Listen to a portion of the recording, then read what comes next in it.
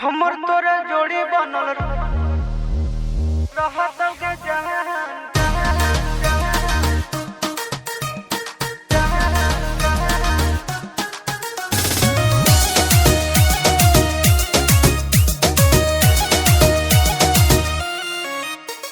सावन का महीना है, मस्ती में जीना है, 4 चिलम गांजा रोज सुबह शाम पीना है।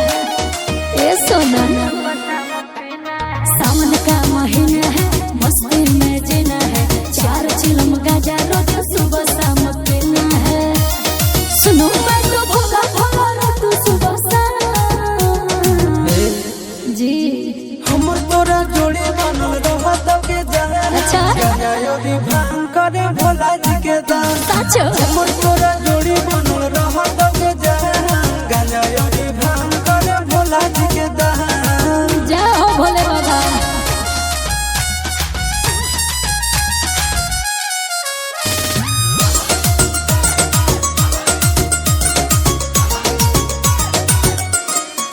बाबू सोना रे सोनो ना रे जाऊंगी देव घर सूट के रुआ कलर किन दो ना रे।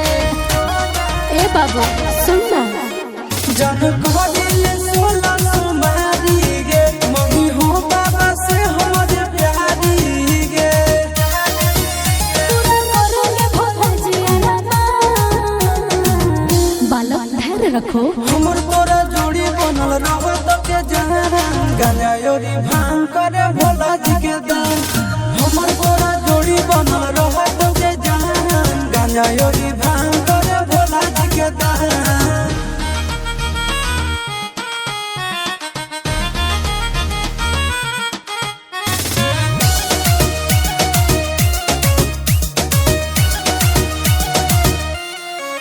ओ दीवाना रे देवघर जाना रे, चूड़ी शंखा बोला जिसमें लिखा बोला लेके आना रे।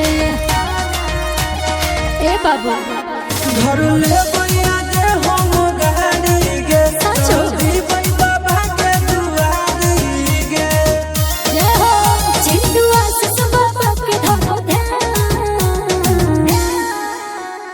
हमर तोरा जोड़ी बनल रहत के जहान। गांजा योगी भांग करे भोला जी के दान। हमर तोरा जोड़ी